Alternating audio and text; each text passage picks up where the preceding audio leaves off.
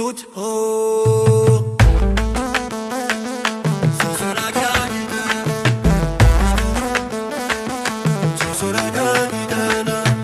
Sur cela qu'il a été instauré de rendre louange et gratitude à son nom béni chaque matin et de dire Asherenu matov khelkenu wemana goralenu wema yafa yerushatnu. Heureux sommes-nous que notre part est belle et que notre héritage est magnifique.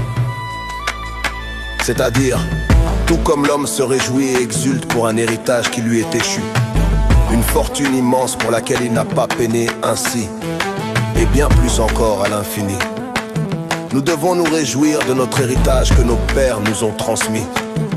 C'est l'unicité de Dieu véritable, car même ici-bas sur terre, il n'y a rien d'autre que lui. Et c'est cela sa demeure dans les mondes inférieurs. Et c'est ce que nos sages, de mémoire bénie, ont dit.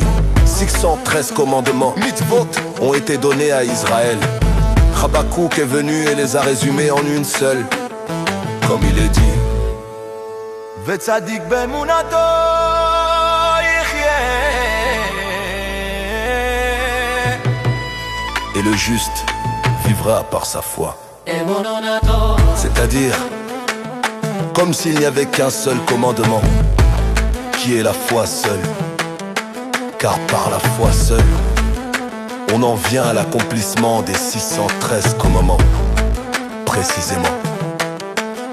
Lorsque son cœur sera joyeux et exultera dans sa foi, en l'unicité de Dieu avec une joie ultime, comme s'il n'avait que ce seul commandement à accomplir, et qu'il était à lui seul le but de sa création et de la création de tous les mondes.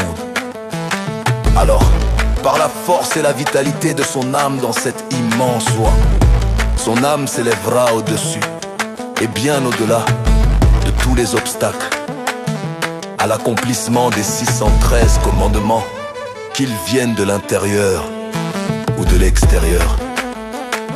C'est là le sens de par sa foi il vivra.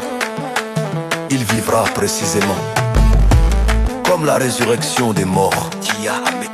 Par exemple, c'est ainsi que son âme revivra par cette immense joie.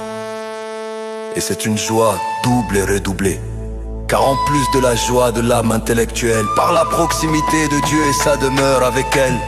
Merci Hachem, merci, merci.